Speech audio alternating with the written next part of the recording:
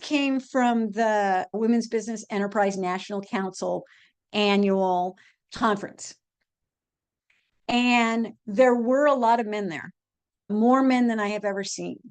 And they were all wearing buttons that said, he's for she's. And I really appreciated the men that I talked to there because they were honestly there to learn and there to support and there to acknowledge the incredible economic power that we as women have around the world and to learn from us.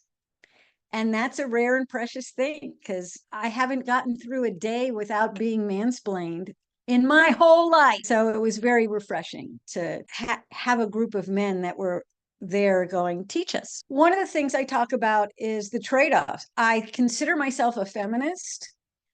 And yet there's been a lot of times, about half the time, frankly, where you just suck it up and move on because how many men do I have to freaking educate?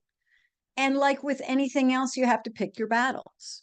And there are ways that I have compromised myself that all of us do that I am not proud of. But I get to either get through the day or get to the next thing, or because I decided this isn't the hill I want to die on today. And some of them I don't feel good about. This is in the book. I had a client, really good client. He was my client for years and we made a lot of money together. He was loyal to me, even in the face of competition from my male counterparts. He stuck with me.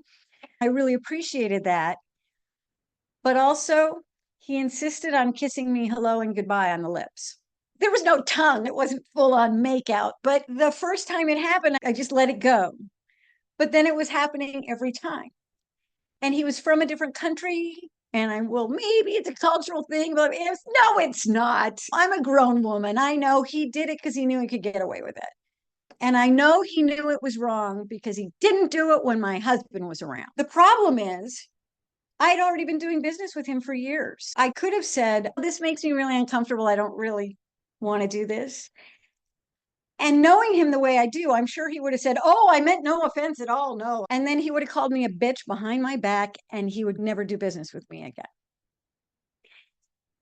So it's a trade-off. I'm not proud of it. He's not my client anymore just because that part of his business we're not doing anymore. There are trade-offs like that. But I also point out it doesn't make it right. It doesn't make it right. When the Me Too movement came around and all of a sudden men are like, oh, you can't even compliment anybody at work anymore. Blah. That's ridiculous. You know when you're doing something wrong.